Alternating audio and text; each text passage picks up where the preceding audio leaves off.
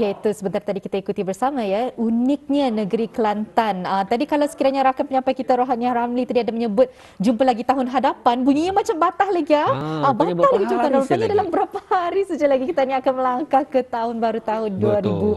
2022. Jadi bagaimana Muammar, setelah ini kita ni akan mengikuti Yep. satu lagi segmen motivasi, apa ni tajuknya? Menangani Ah, cabaran mengurus kumpulan kerja. Jadi pada kita yang betul. baru saja mulakan pekerjaan, pastinya perlu untuk kita ni sentiasa mengasah perhubungan kita ni sesama dengan rakan-rakan kerja, dan Betul. juga bagi ketua-ketua untuk bagaimana cara untuk menangani kepada pekerja-pekerja mereka Ah. agar kerja kita ni itu akan lebih efisien. Ada cabarannya. Betul? Kalau sekiranya kalau bekerja dengan Fakrul, kalau bekerja dengan Muammar, kalau bekerja dengan Muammar sendiri senang berdua saja. Ah, Tapi bagaimana kalau bekerja berkumpulan? betul.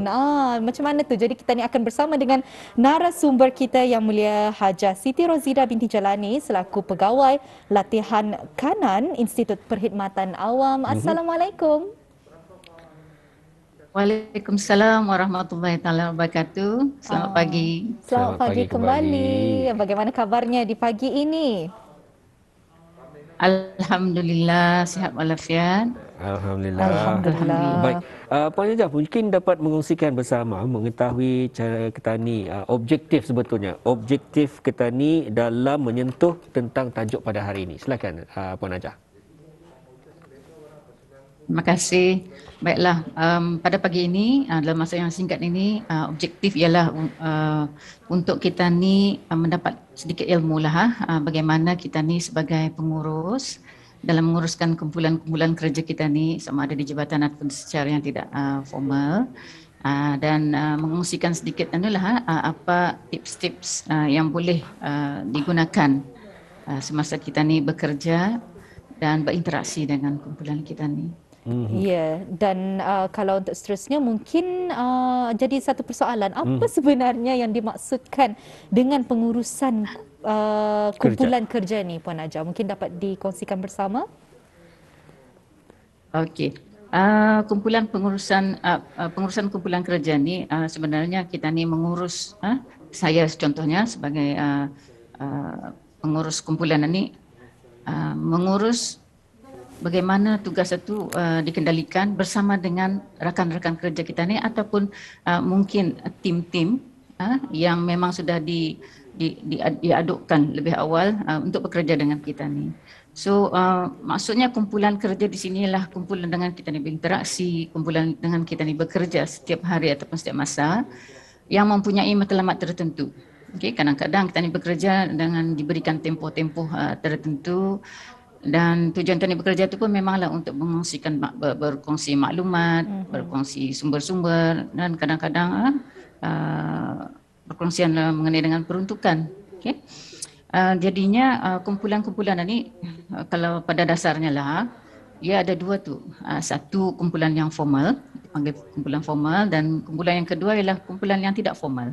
So kalau kumpulan formal ni ialah kumpulan yang memang sudah dibentuk awal ataupun melalui lantikan awal dari jabatan ataupun organisasi, yang mana ada sudah jelas ia punya terms of reference, okey, matlamatnya pun jelas dan tempoh ataupun objektif yang ditetapkan pun sudah jelas. Okay. Manakala kalau kumpulan yang tidak formal tu ialah kumpulan yang memang dibentuk secara semula jadi, mungkin berdasarkan kepada minat, berdasarkan kepada kehendak sosial dan sebagainya.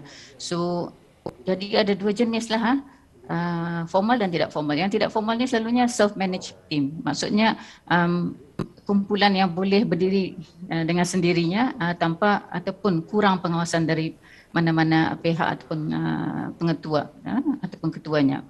Dan kumpulan yang tidak formal ni lebih dinamik. Maksudnya mereka tidak akan menggunakan masa yang tertentu. Mereka akan bekerja sehinggalah matlamat mereka tercapai. Okay. Kalau di jabatan, kumpulan yang formal tu memang yang sudah bekerja di antara satu department ataupun internal department, dan satu lagi adalah kumpulan yang cross functional ataupun dipanggil kumpulan yang bersilang fungsi. Maksudnya di sini ialah kadang-kadang satu tugasan yang diberikan kepada kita ni itu memerlukan kepakaran ataupun memerlukan ahli-ahli yang dari section ataupun bahagian yang lain. So macam mana kita ni sebagai, kalau dilantiklah sebagai seorang yang untuk mengurus mereka-mereka ni. Jadi ada soalan, bila masanya kita ni manggil this is our team, this is our kumpulan. So apabila lebih daripada 2 orang, okay, maka lantiklah salah seorang daripadanya sebagai ketua. So di mana perlu juga kita ni ingat, apabila sudah bekerja lebih daripada 3 orang, perlu adanya seorang yang dapat membimbing kumpulan tersebut. Dan satu perkara basic yang perlu kita ni tahu, tidak ada kumpulan yang sempurna dan tidak ada juga ahli-ahli yang sempurna. Sebab apa? Kesempurnaan itu sangat subjektif, ianya bergantung rapat dengan kita ni punya keadaan sekeliling. Betul. Okay? Kadang-kadang diduga dengan batasan-batasan tertentu dan juga kesuntukan masa, kesuntukan kewangan dan sebagainya. So itulah fakta yang subjektif lah yang mempengaruhi kejayaan kumpulan itu. Ya. Baik, untuk seterusnya kebiasaannya menjadi seorang ketua ini pasti ada cabaran-cabaran yang tertentu, Puan Najah. Memang sukar, apatah lagi ia menyentuh tentang personality seseorang ataupun manusia itu sendiri. Banyak ni faktor-faktor yang perlu kita ni perlu kawal. Jadi mungkin dapat dikongsikan kebiasaan, cabaran-cabaran bagi seorang ketua untuk menghadapi pekerja-pekerjanya ataupun dalam bidang tugasnya. Betul tu. Memang bukan senang, bukan mudah untuk mengurus sebuah kumpulan, terutama kumpulan-kumpulan yang memang sudah terbentuk awal ataupun yang memang yang baru untuk kita ni sebagai seorang pengurus untuk mengendalikan mereka dan membimbing mereka ke arah yang dihasratkan. Jadinya cabaran-cabarannya memanglah banyak. Okay. Yang pertama ialah banyak dari segi 2 sudutnya yang saya akan sentuh, sudut tugas itu sendiri dan sudut yang kedua adalah sudut kemanusiaan. Tetapi yang paling penting ialah sudut kemanusiaannya. So kalau menangani kumpulan ini, cabarannya ialah kadang-kadang kita ni terlepas pandang bahawa people first. Yeah. Okay? People first, then the work can be done the best. Yeah. Okay. Selain daripada itu, tadi juga dikongkongi persekitaran di mana keperluan untuk menyediakan sistem-sistem yang boleh membantu kita ni sebagai pengurus itu untuk membimbing kumpulan kita ni dan menarajui tugasan kita ni. So dari sudut kemanusiaan ni perlu ada pengetahuan di mana cabarannya memang dari segi macam mana membina kepercayaan di antara pengurus dan juga antara ahli-ahlinya. Okay. Sebab apa membina kepercayaan ni, kalau kerja tu tugas dibagi memang mudah, boleh siap. Yeah. Tetapi ini orang jangka masanya pendek. Tapi membina kepercayaan adalah sangat lama. Memakan masa dan kadang-kadang memakan tenaga yang tidak kata orang tidak dijangkakan. Dan yang kedua dari segi sudut kemanusiaan ini adalah kesedaran diri kita ni sendiri sebagai pengurus dan juga perlu juga kita ni membimbing dia bahawa perlu ada kesedaran diri sebagai ahli itu. Okay. Dan yang ketiga dari sudut kemanusiaan, kemahiran komunikasi. Ini sering melemahkan produktiviti sebab apa terputusnya komunikasi dan sebagainya oleh kerana tertindihnya dengan tugas-tugas yang lain. Dari sudut tugas itu sendiri, ada 2 ni masalah yang selalu yang menjadi orang jadi pemikiran kepada ahli dan juga pengurus sendiri, iaitu dari segi delegasi tugas. Okay. Delegasi tugas ini memang mudah bagi si pemberi tetapi sukar bagi yang si penerima. Jadi macam mana cara kita ni menangani perkara ni? Dan yang kedua dari segi sudut tugas ialah kadang-kadang kita ni menetapkan tarikh akhir ataupun deadline ataupun submission itu yang kurang realistik. Okay? Yang sukar untuk diperjelaskan di antara ahli. Itulah cabaran-cabarannya yang sering saya ambil sedikit saja ni untuk pagi ini. Jadi macam mana kalau soalan tuan tadi menangani perkara ni. So, balik kepada sudut manusia.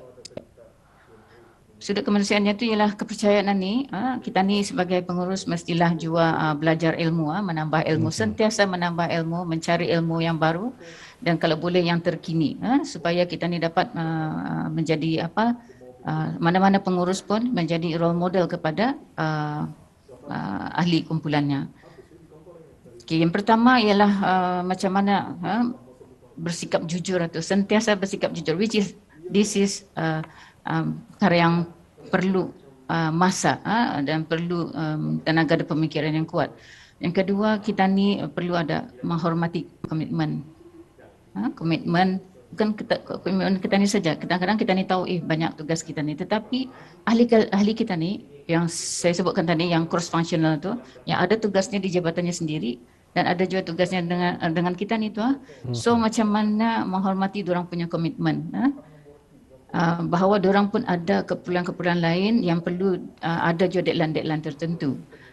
Yang kedua, membina kepercayaan ni ialah kalau kita ni melihat diri kita ni sendiri, kadang-kadang ni saja yang betul, yang lurus. Kita ni mau apa diorang buat dengan apa yang kita ni kehendakkan. Tetapi saya pernah mendengar ni seorang ahli, beberapa ahli lah yang sangat memuji ketuanya, yang mana ketuanya bukan mudah, tapi dia dapat menerima kesilapan. Yang mengaku membuat kesilapan dan lekas-lekas meminta maaf. So kalau saya dapat pelajari dari sana ialah meminta maaf adalah sukar, tetapi ianya adalah salah satu daripada elemen yang untuk memberi kepercayaan kepada tim kita ni.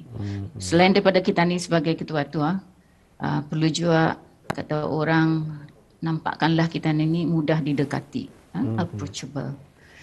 Approachable maksudnya di sini ialah senang didekati. Kalau mereka ada masalah, kita ni boleh kata orang open door system lah. Bukanlah setiap masa, tapi kita ni berikan slot-slot tertentu untuk bersemuka yang one to one. Okay? Kadang-kadang tadi perlu bersemuka dengan kumpulan kita ni, offer their help. Offer dengan bis kita okay, so far okay atau enggak, so anything to discuss now, I'm free now, okay, that is the kind of offer. Sebab apa perlunya ketua ni membantu walaupun mereka di kalangan yang sudah profesional, mereka di kalangan orang yang berpendidikan tinggi apa tu, tapi ambil kira juga mungkin ada ahli yang ketinggalan dari segi pengalaman kerja yang kurang. Okay? Selain daripada itu, ambil berat juga adalah penting sebagai pengurusnya. Selain daripada menghargai ahli-ahli itu. Apa maksudnya menghargai ahli-ahli itu? Maksudnya di sinilah contohlah, kita ni menjadi active listener, pendengar yang baik, pendengar yang aktif. Apabila mereka ada masalah, yes, perlu ambil tahu, tapi kadang-kadang ada masalah yang perlu kita ni tidak ikut campur, terutama masalah-masalah kepribadian, masalah keluarga. Selagi ahli kita ni tidak membuka ruang untuk kita ni meminta bantuan dan bimbingan, so maka kita ni akan beri nasihat saja, tapi tidak akan mencampuri urusan ahli kita ni yang pribadi. Kemudian biasakanlah kita ni meminta tolong, walaupun kita ni pengurus yang tinggi, dengan pengetahuan kepakaran yang tinggi, tetapi ada masanya baiknya kita ni dapat turun padang, okay. Kemudian ada jenis pengurus yang sukar untuk mengatakan boleh minta tolong macam itu. So perkataan minta tolong itu sudah dapat rada rasa dihargai oleh ahli-ahli itu. Kemudian kalau kita ni bekerja ataupun diberikan kumpulan yang baru, so memang kita ni bimbing kepada kumpulan-kumpulan yang sudah lama tu dengan bekerja dengan kita ni untuk menghormati ataupun beri orang bersopan santun lah dengan ahli-ahli baru. Tunjukkanlah kita ni tu menghormati dia. So dari segi komunikasi, macam mana kita ni dapat membantu kumpulan kita ni ialah selalunya kita ni menggunakan teknik perantaraan, kadang-kadang menggunakan WhatsApp, okey, sistem-sistem komunikasi melalui email. Tapi ada sebaiknya kita ni membantu sebagai pengurusan ya, bersemuka, komunikasi secara langsung dengan ahli-ahli kita ni. Apa baiknya berkomunikasi secara langsung ni, kadang-kadang bekerja dengan secara berkumpulan ni menambah ilmu, menambah idea-idea yang baru. Kadang-kadang kita ni ada ketinggalan itu dengan ahli yang walaupun kata orang baru kerja ataupun yang sudah lama bekerja itu pengalaman mereka berbeza. Okey. Jadi dapat bertukar-tukar pendapat sama kita ni dan berikan mereka ruang untuk memberi buah fikiran. Okay. Berikan mereka ruang untuk memberikan buah fikiran mereka sendiri. Okay. Satu lagi cabarannya ialah yang sering terjadi ialah mengenai dengan kesedaran diri ahli-ahli sendiri dan sebagai pengurus satu. Jadi kesedaran diri ni bukan mudah untuk kita ni orang buat sentiasa. Kadang-kadang ada keadaannya di mana kita ni sendiri pun sebagai pengurus tidak dapat menerima feedback ya, menerima maklum balas yang diberikan, kadang-kadang nasihat dan pandangan sukar. Sebab apa, kita ni sudah melihat di depan mata kita ni deadlines. Okay, deadlines. So kadang-kadang terkejar-kejar dengan deadlines ni, kita ni akan lupa. Apapun jua maklum balas yang diberikan, kadang-kadang tidak bersedia untuk menerima ilmu-ilmu baru. Okay? Kalau dilihat my team ni is very new, so I shouldn't get anything from him or her. Okay? Tetapi lihatlah juga kita ni ada sentiasa perlu belajar. Kemudian dari segi kesedaran ahli-ahli ni sedar bahawa ada ada satu macam penyakit lah namanya di sini yang orang kenal sebagai penyakit free rider. Ini yang sering tim menyuarakan ya aku saja bekerjanya, aku saja kena bagi kerja, aku cuma membuat, aku cuma menyelaraskan sehinggalah selesai.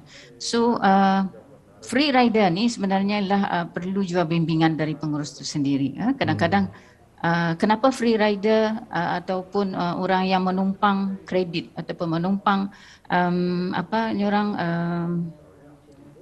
sumbangan pujian dan sebagainya adalah disebabkan kadang-kadang sistem cara kita ni bekerja tu juga. Okay.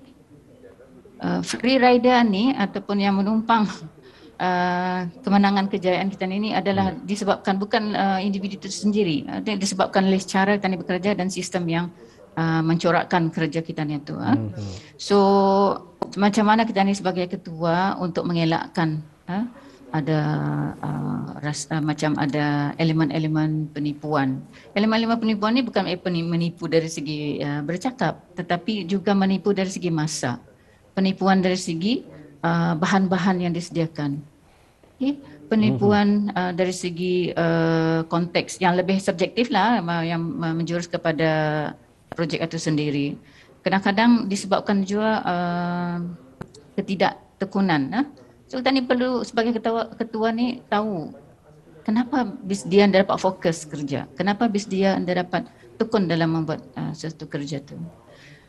Dan akhir sekali kalau dilihat dari segi sudut kerja, saya sebutkan tadi tu cabarannya ialah apabila kita ni membahagikan tugas, kena bagi tugas satu ataupun memberi tugas satu ataupun dipanggil delegasi ni, ialah kadang-kadang tidak seimbang. Ada yang merasakan tidak seimbang kerana kadang-kadang diberi kerana kepercayaan terlalu tinggi oleh kerana ia mempunyai ilmu yang tinggi ataupun pengalaman yang luas dan sebagainya, maka ianya diberikan tugasan yang mencabar, lebih mencabar daripada tim-tim yang lain. So kalau mengikut dari sudut human resource ni, pemberian tugasan hendaklah mengikut kepakarannya, pengalamannya, dan lihat juga prestasi kerjanya. Jika yang baru-baru, ahli ataupun pengurus baru, perlu juga kita ni beri bantuan, berikan latihan, berikan masa. Yang penting bimbingan. Bimbingan di sini ni ialah kadang-kadang ada orang membimbing, rasanya membimbing bercakap saja. Tidak mencukupi. Tidak membedai, kita ni beri maklumat dan That's it. Perlu juga kita ni turun bersama, duduk bersama seketika sahaja. Walaupun apa, our presence satu boleh membantu meningkatkan motivasi BISDIA. Okay, macam mana kita ni mendorong BISDIA sampailah tugas satu dapat dibuat dengan betul dan nyorang sama lah tu. So macam mana cara kita ni memberi deadline sani pun juga perlu diambil kira. Ya. Selalunya yang diberitahu oleh tim ialah yang kurang realistik, okay? Yang kurang praktikal. Jadi yang kurang munasabah. Kadang-kadang anda dapat BISDIA menerima sebab apa? Latar belakang mereka pun ada tugasan sampingan dan tugasan core yang berada di jabatan mereka sendiri ataupun mungkin ada pihak-pihak berkepentingan yang dengan mereka berhubung sebelum ini. So solusinya di sini ialah kita ni akan cuba membuat inovasi terhadap sistem kita ni, berkomunikasi, pembahagian tugas dan juga macam mana men-set deadline yang realistik. So tips di sini kadang-kadang yang pernah ada jabatan sangat menitik beratkan penggunaan Gantt chart. Okay, Gantt chart ni adalah sebuah software ataupun perisian yang boleh membantu kita ni untuk mengawal selia projek kita ni dari segi pekerjanya, budgetnya, kemudian dari segi struktur kerja itu sendiri. Okay, dan akhir sekali ada lagi satu inovasi yang boleh kita ni buat ialah memperkenalkan satu aplikasi dipanggil Asana, ASANA. Aplikasi ini memang mudah didapati, boleh diinstal juga di dalam kita ni punya mobile. Okay. Kita ni boleh dengan adanya Asana ni, yang masalah-masalah free rider, masalah-masalah deadlines, ketidakseimbangan ni dapat diatasi. InsyaAllah.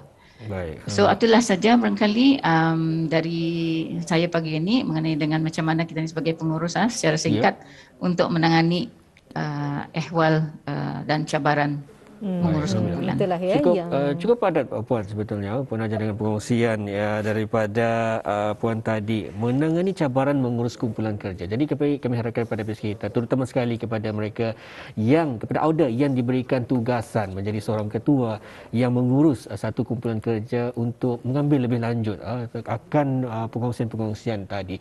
Jadi kita ucapkan terima kasih kepada narasumber kita, itu Puan Hajah Siti Rozidah binti Jalani, Pegawai Latihan Kanan Institut Perkhidmatan Awam dengan pengungsian berkenaan. Moga kita bersua lagi Puan ya. Assalamualaikum. Waalaikumsalam warahmatullahi wabarakatuh. Terima kasih. Ya, merupakan satu wawancara yang sangat menarik sekali.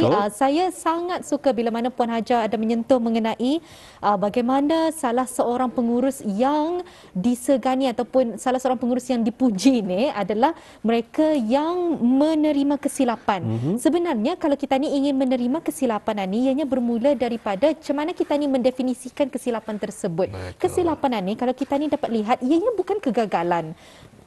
Kegagalan sebenarnya pun adalah bukti yang kita ni ada membuat sesuatu. Bukan daripada kita ni duduk indah membuat apa-apa.